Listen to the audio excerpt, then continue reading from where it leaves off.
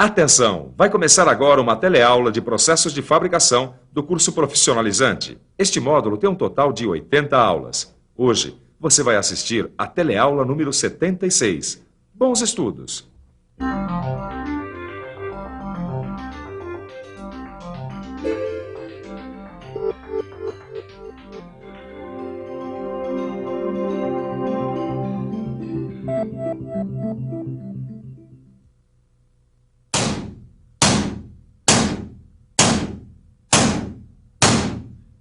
Sabe, no dia a dia da mecânica e da metalurgia, desempenar é a operação de endireitar várias peças, de acordo com a necessidade de cada projeto de construção.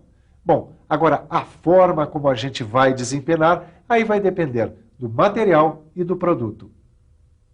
Muitas vezes eu preciso trabalhar com uma chapa plana, mas só tenho aqui na minha oficina uma chapa empenada como essa.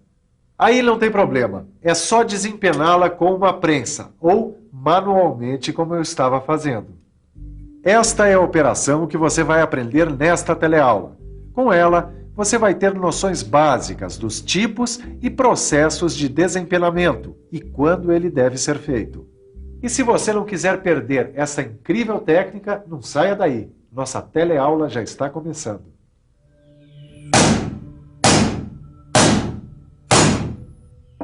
Antes de você começar a se aprofundar na técnica do desempenamento, é bom saber que, de uma maneira geral, ele é usado em dois tipos de casos. Para os produtos semi-manufaturados, como as barras, as chapas, os perfis, arames e tubos que apresentam deformações provocadas pelo processo de fabricação, pelo transporte ou até mesmo pela má armazenagem. E o desempenamento também pode ser usado para peças com deformações causadas pelas próprias operações de fabricação. Só que dá para desempenar peças cujos materiais metálicos forem plasticamente deformáveis sob a ação de forças. É o caso dos aços carbono, aços especiais, alumínio, cobre, do zinco, chumbo e da grande maioria das ligas desses metais. Agora, no caso dos ferros fundidos cinzentos, geralmente eles não são desempenáveis, já que eles se quebram com facilidade quando são submetidos a esforços de endireitamento. Sabe como é? Eles não aguentam o tranco que recebem dos diversos tipos de desempenamentos. O desempenamento vai depender muito da espessura e da natureza do material. Ele pode ser feito a frio ou a quente, de modo manual ou mecânico. Estas são as ferramentas usadas no processo manual: martelo, macete, marreta, grifa, além de dispositivos de fixação, como morsa e grampos, e dos dispositivos de apoio, como o cepo. Já no processo mecânico, são usadas máquinas como prensas, calandras, cujos dispositivos exercem a força necessária ao desempenamento dos materiais. Existem 4 jeitos de fazer esse trabalho. O primeiro é o desempenamento por flexão. Entendi, Tito. Quer dizer que o desempenamento por flexão é o contrário da operação de dobramento que a gente estudou. É exatamente isso, Caio. Dá só uma olhadinha aqui, ó. Quando as forças externas de flexão agem sobre o material, fazem com que ele adquira a forma desejada. Exatamente. A outra maneira de se fazer esse serviço é através do desempenamento por torção. O material sofre um giro causado pela aplicação de forças de torção, só que é preciso ultrapassar um pouco o ponto de endireitamento. E você sabe por quê? Acho que é porque o material também tem elasticidade, né? E quando ele sofre uma torção, ele tende a se recuperar elasticamente. Exatamente. Ó, a própria recuperação elástica do material traz ele à posição desejada. Existem ainda outras formas de desempenar materiais tortos, como esse aqui. É o desempenamento por estiramento. Ele acontece pela ação de forças de tração que alongam o material. Sofrendo o alongamento, a secção transversal do material diminui. Esse jeito é bem diferente do desempenamento por chama. Nele se utiliza, em geral, a chama de um maçarico oxiacetilênico como fonte de calor. O problema que essa técnica de desempenamento apresenta é saber exatamente qual é o local do material que deve ser aquecido, já que as dilatações e contrações vão acontecer de qualquer maneira. Todo material metálico que é aquecido passa por uma dilatação proporcional à elevação da temperatura, ou seja, aumenta de volume, da mesma maneira que sofre uma contração ou ainda diminui de volume quando é resfriado. Isso quer dizer que os fenômenos da dilatação e contração devem ser considerados para que a operação seja bem sucedida. Mas isso só se consegue com a prática. Aliás, ela nos ensina também que em materiais metálicos soldados, o calor usado para o desempenamento não deve nunca ser aplicado no cordão de solda, mas sim no lado oposto. Agora que você já conhece os princípios do desempenamento, fica bem mais fácil entender como desempenar essa tira aqui, por exemplo. A primeira coisa a fazer é descobrir qual o grau de empenamento da tira, ou seja, o quanto ela deve ser desempenada. Para isso, a gente utiliza uma régua de controle, como esta aqui. Lembre-se que a verificação deve ser feita sempre contra a luz. Bom, uma vez feita a verificação, você já pode posicionar a tira sobre o cepo, que já deve ter sido limpo.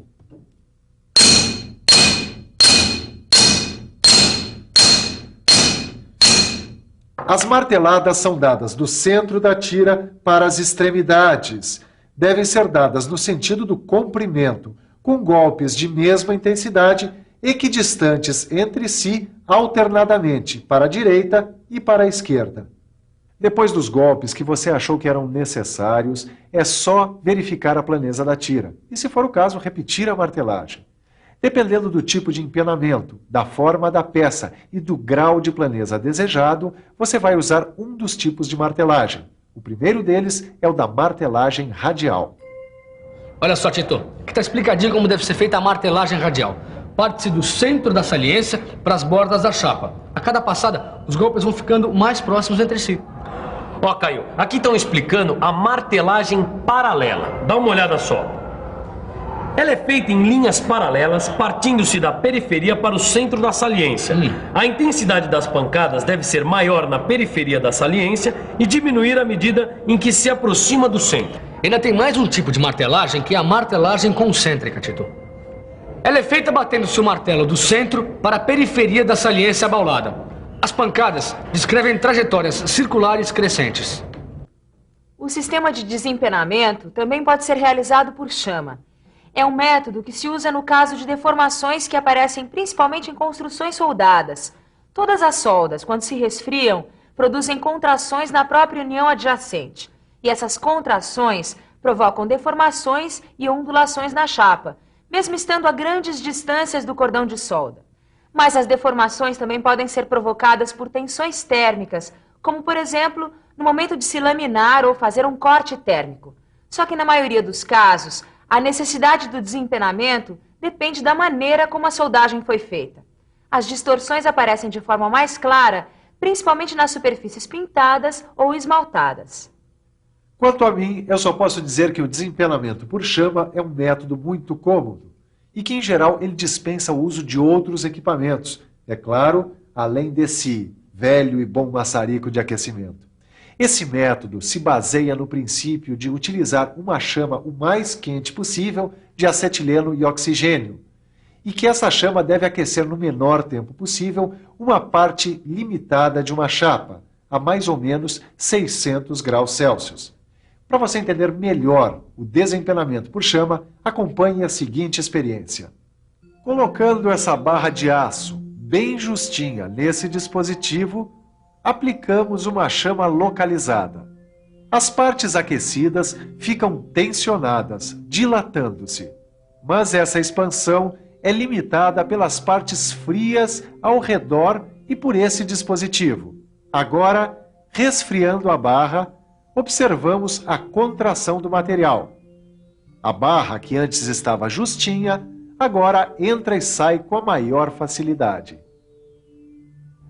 Tito, mas acho que para o serviço ficar sempre da melhor qualidade, a gente devia estudar um pouquinho mais o desempenamento por chama. Tá certo, Caio. Uma das operações mais comuns nos desempenamentos por chama é o desempenamento de perfis. Você sabe como ele é feito? Vamos pensar um pouco? Vamos pensar um pouco. Vamos lembrar como fazer o desempenamento de perfis em L e T. Ah, já sei! No caso do perfil em forma de L estar empenado deste modo, eu preciso começar com a flecha aquecendo a aleta horizontal do perfil. até o alinhamento das aletas. Agora, se o perfil estiver empenado deste outro modo, vai ser preciso aquecer as duas aletas, começando em 1 e continuando em 2.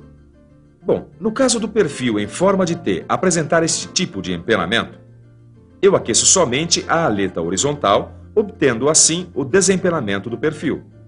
No caso deste outro empenamento, eu aqueço as duas aletas, começando com a aleta horizontal em 1 e continuando em 2. Por fim, se o empenamento for deste tipo, eu aqueço ambas as aletas, mas agora começando pela aleta vertical em 1 e continuando com a horizontal em 2.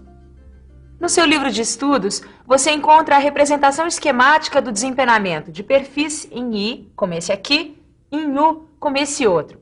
Agora que você já aprendeu toda a base do desempenamento, que tal dar uma boa revisada e deixar a matéria com tudo em cima? E atenção, se liga aí que é hora da revisão. Na teleaula de hoje, você aprendeu que a operação de desempenamento é muito útil na área mecânica e metalúrgica. Viu que existem 4 tipos de desempenamento. E ainda ficou sabendo como desempenar uma peça. Viu as diversas formas de se fazer a martelagem em uma peça e como fazer o desempenamento de alguns tipos de perfis. Bom, e para você não ficar com nenhuma dúvida, o melhor que você tem a fazer é pegar o seu livro de estudos e resolver todos os exercícios que há nele. É o melhor jeito de você checar tudo que você aprendeu e gravar bem toda a matéria. Exatamente. E não deixe para depois, porque na próxima teleaula o assunto muda. Até lá. Tchau.